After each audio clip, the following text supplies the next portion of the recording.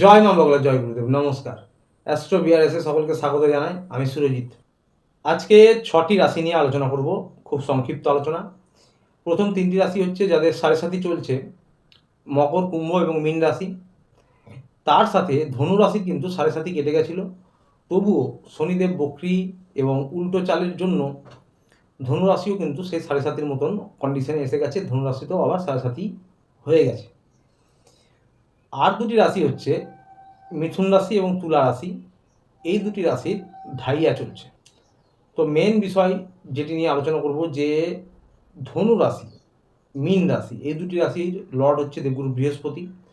দেবগুরু বৃহস্পতি এই দুটি রাশির লর্ড, এবং শনি নিজে হচ্ছে মকর এবং কুম্ভ রাশির লর্ড। তো পরামর্শ দিব এটাই, যে যারা অন্তত শনি যাদের লর্ড এবং দেবগুরু বৃহস্পতি যাদের লর্ড, অর্থাৎ ধনু, মীন এবং মকর, কুম্ভ, শনিদেব মানেই পরিশ্রম, এবং অবশ্যই পরিশ্রমের পর অবশ্যই সাকসেস। তো শনিদেবের জন্য আপনাদের বিশেষ করে বলবো যে মকর এবং কুম্ভ রাশি, আপনারা কিন্তু পরিশ্রম প্রয়াস বাড়িয়ে দেন। আপনারা যে কর্মই করুন না কেন, যে কাজেই যুক্ত থাকুন, ব্যবসায়ী হন বা কোনো ব্যবসায়ীর আন্ডারে কাজ করুন, সরকারি চাকরি করুন, বেসরকারি চাকরি করুন, এখন এই মুহূর্তে পরিশ্রম, প্রচেষ্টা, প্রয়াস আপনাদের কিন্তু বাড়াতে হবে, তবেই সফলতা পাবেন। এবং যারা বৃহস্পতি যাদের লর্ড, অর্থাৎ ধনু রাশি এবং মীন রাশি, আপনাদের বলবো আপনারাও নিজের মতন পরিশ্রম প্রয়াস বাড়ান, এবং তার সাথে আপনারা যদি কিছু জ্ঞান, এডুকেশনাল কিছু করেন, সেটাও আপনাদের জন্য খুব ভালো হয়। এবং 4টি রাশির উদ্দেশ্যেই বলবো যে আপনারা সাইডে নতুন কিছু শুরু করতে পারেন, নতুন কোনো কাজ করতে পারেন, তাতে আপনারা সফলতা পাবেন।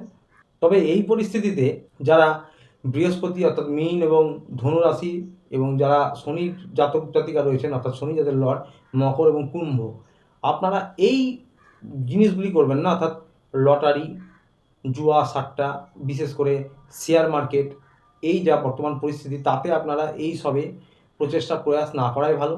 এবং আপনাদের কিন্তু শনিদেব পরিশ্রমের দেবতা, আপনারা পরিশ্রম করুন, যে কাজের সঙ্গে যুক্ত থাকুন, যে কোনো কিছু নিয়ে পড়াশোনা করেছেন বা করে থাকেন না কেন, আপনারা তাতে নিজেদের পরিশ্রম প্রয়াস বাড়ান, মনোযোগ বাড়ান, আপনারা আরও ভালো সফলতা পাবেন, ধীরে ধীরে আরও এগিয়ে যাবেন। একটু স্লো হবে কিন্তু এগিয়ে যাবেন, কারণ শনিদেব একটু ধীর গতির প্ল্যানেট, এবং পরিশ্রম প্রয়াস করলে দুর্দান্ত সফলতা আপনারা পাবেন।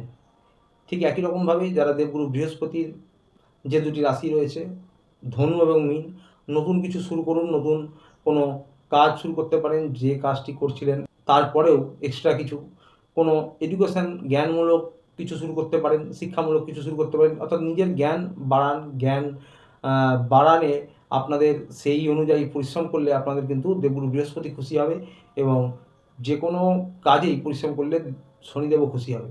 তো সুতরাং এভাবেই এখন যা বর্তমান পরিস্থিতিতে আপনাদের কিন্তু এভাবে এগিয়ে চললে অনেকটা সফলতা পাবেন, কিন্তু শেয়ার মার্কেট, লটারি এসবের মধ্যে ঢুকবেন না, তাহলে কিন্তু সমস্যা হতে পারে। যদিও কারোর ব্যক্তিগত লগ্নগোষ্ঠী নিয়ে বা দেখে এটা বলছি না, তবে এটা বলছি এই অর্থে যে শনি এবং দেবগুরু বৃহস্পতি, এই শেয়ার মার্কেট, লটারি, এগুলি কিন্তু এই সমস্ত যদি আপনারা ট্রাই করেন, তাতে আপনাদের সফলতা হওয়ার চান্স খুব কম।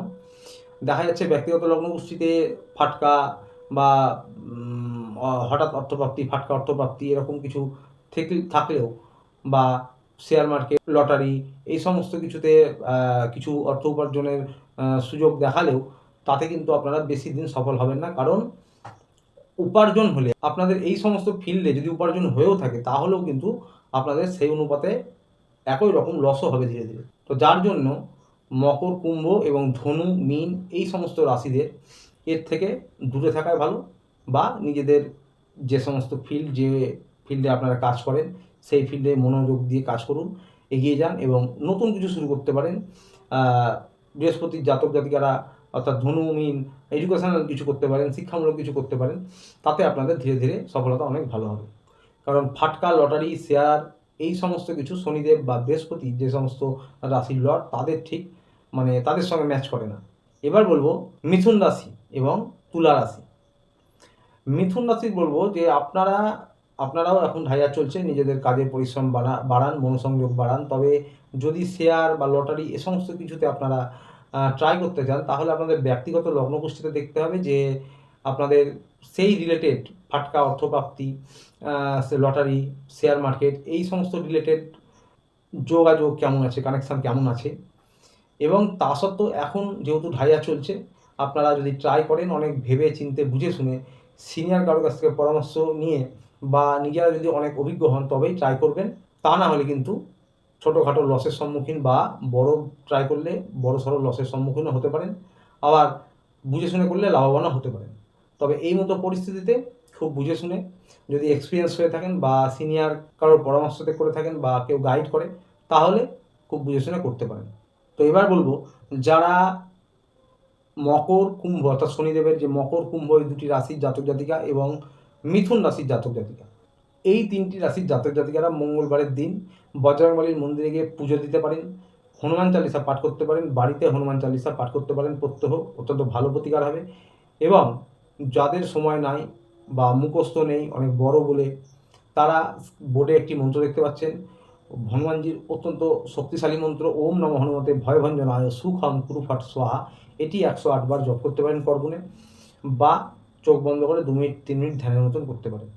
এবারে বলবো, যারা বৃহস্পতি যে সমস্ত রাশি মীন বা ধনু, তার সাথে তুলা রাশি, এই তিনটি রাশির উদ্দেশ্যে বলবো, আপনারা ওম নম শিবায়, এটি আমরা সকলেই জানি, এটা 108 বার জপ করতে পারেন বা 2 মিনিট 3 মিনিট চোখ বন্ধ করে ধ্যানের মতন করতে পারেন প্রত্যহ।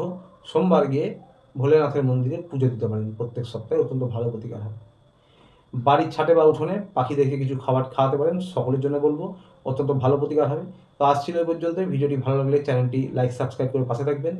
দেখা হচ্ছে আবার পরের ভিডিওতে। ভালো থাকবেন, সুস্থ থাকবেন, নমস্কার।